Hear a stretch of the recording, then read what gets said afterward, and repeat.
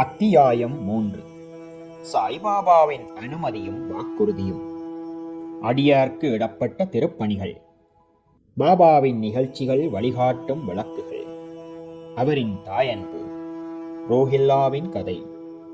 பாபாவின் சுவையும் அமுதமுமான மொழிகள்.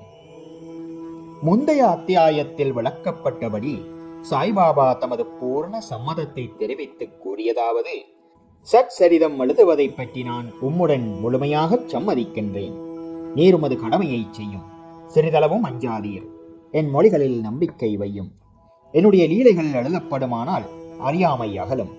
அவைகள் கவனத்துடனும் பக்தியுடனும் கேட்கப்படுமானால் இவ்வுலக வாழ்க்கையின் உணர்வு தணிந்து பக்தி, அன்பு ஆகியவற்றின் வலிமையான அலைகள் மேலெழும்பும். என்னுடைய லீலைகளின் ஆழத்தில் ஒருவன் மூழ்குவானேயானால் அவன் ஞானம் என்னும் விலை மதிப்பில்லாத முத்துகளை எடுப்பான். இதை கேட்டு இந்நூல் ஆசிரியர் மிக்க மகிழ்ச்சி அடைந்தார். உடனே தன்னம்பிக்கை உடையவராயும் பயமற்றவராயும் ஆனார். இப்பணி வெற்றிகரமாக நிறைவேறியே தீர வேண்டும் என்று எண்ணினார். பிறகு ஷாமாவிடம், அதாவது மாதவ்ராவ் தேஷ்பாண்டேயிடம் திரும்பி பாபா கூறியதாவது: ஒருவனின் நாமத்தை அன்புடன் உச்சரிப்பானாகில் நான் அவனுடைய ஆசைகளை பூர்த்தி செய்து அவனுடைய பக்தியை அதிகப்படுத்துவேன். என் வாழ்க்கையையும் செயல்களையும் ஊக்கமுடன் இசையாக பாடுவானாயின் அவனுக்கு முன்னும் பின்னும் எல்லா திக்குகளிலும் சூழ்ந்திருப்பேன். என்னிடம் உள்ளத்தையும் உயிரையும் ஒப்புவித்த அடியார்கள் இந்த நிகழ்ச்சிகளை கேட்டதும் இயற்கையிலேயே மகிழ்வெய்துவார்கள்.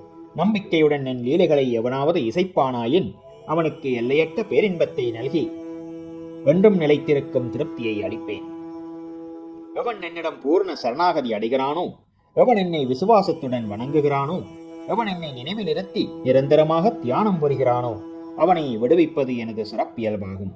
என் நாமத்தை உச்சரிப்பவர், என்னை வணங்குபவர், எனது வாழ்க்கை நிகழ்ச்சிகளை பற்றி எண்ணி இவ்வாறாக என்னை நினைவில் இருத்தி இருப்பவர்கள் எங்கனம் உலகப் பொருட்கள், உணர்ச்சிகள் இவைகளில் கவனமுள்ளவர்களாக இருக்க முடியும்?